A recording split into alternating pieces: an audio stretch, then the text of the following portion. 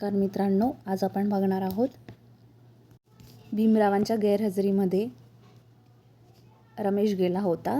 तर रमाबाईने भीमरावांना पत्र लिहून काय कळवले होते. तर चला व्हिडिओला सुरुवात करूया.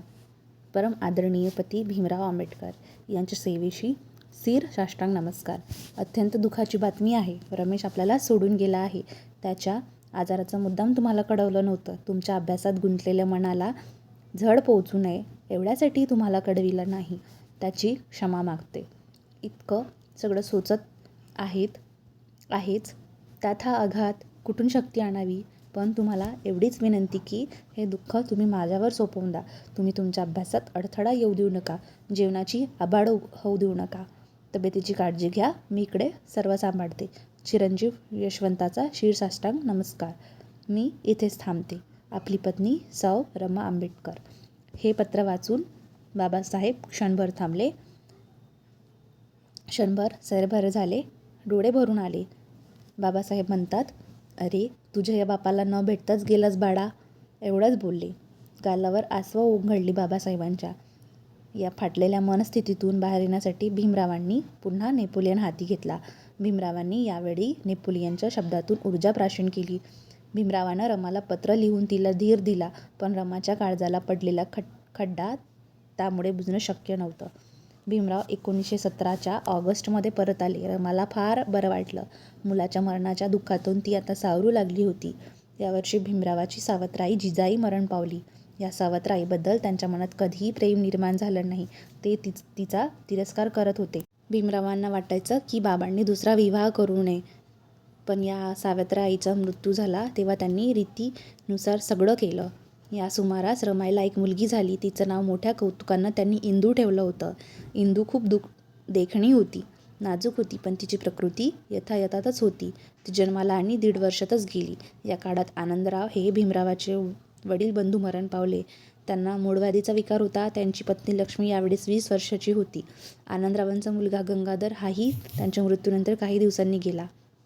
रमाच्या कुटुंबाची अशी मोडतोड झाली. मरणांनी तिच्यावर जणू आघातांवर आघात केले.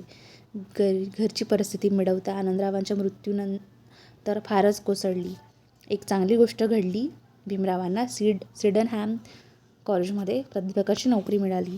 450 रुपये त्यांना मिळत असायचे. आपला नवरा आता संसारात लक्ष घालील असं रमाला वाटत होतं. तिला या कल्पनेनं खूपच आनंद झाला होता. भीमरावांना पहिला पगार आला होता तेव्हा तुडसा आणि मंजुळा या नंदांना, जावांना, इतर नातेवाईकांना रमाईने कपडे घेतले होते. अर्थात ही नोकरी 2 वर्षापुरतीच होती. भीमरावांना अपुरा अभ्यास पूर्ण करण्यासाठी लंडनला जायचं होतं. यावेळी भीमराव घर खर्चाला दरमहा केवळ 100 रुपये देत. खर्च काटेकोरपणे चालवावा याची दक्षता घेत. कपड्यांच्या किती घ्यायचे असतात, काड्यांच्या 2 पेट्या महिनाभर पुरल्या पाहिजेत, 3री आगपेटी विकत घ्यायची नाही अशी सक्त ताकीद रमाला त्यांनी दिली होती. कपडे लत्ते घेण्यावर प्रतिबंध होता. भाजी किती करायची, भाकरी पोळ्या किती करायच्या हे ठरलेलं होतं.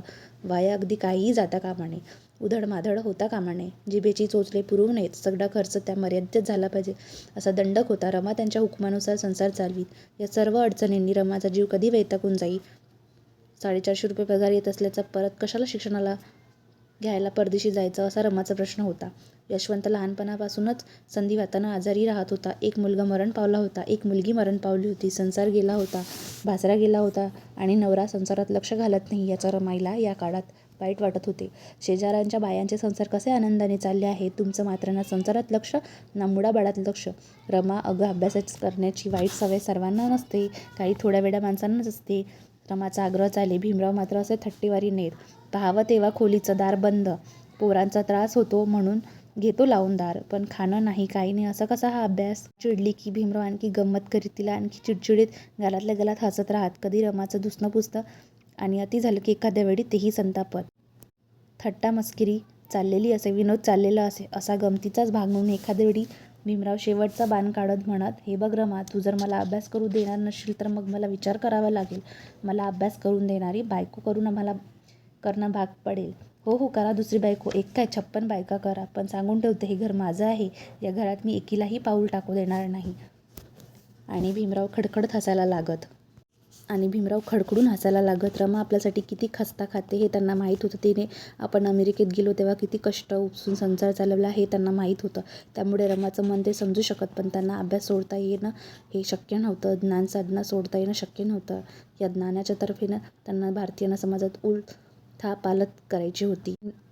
1920 साली लंडनला जाण्याची तयारी भीमरावांनी सुरू केली. तेव्हा पती-पत्नीचं या संदर्भातलं शेवटचं कडाकड्याचं भांडण झालं. भीमरावही खूप चिडले. थोडा संतापानं बोललेही. पण आता रमाने विचार केला. आपला नवरा हा विद्युत प्रवाह आहे. तो वाहतो. त्याला त्याचा वेग आहे, प्रकृती आहे. त्यावेळी अनेक गोष्टी गतिमान होत आहेत, प्रकाशमान होत आहे. आपण या विद्युत प्रवाहाला बांध न घालू नये. त्याला संसाराला जुंपू नये. हे वादळ चार भिंतीत मावणारं नव्हेच. आपणही आपल्याला ओळखावं. माझ्या पाठीशी उभी राहा असं त्यांनी पत्रात लिहिलं होतं. आपण ते मान्य केलं होतं. पण चुकलोच आपण.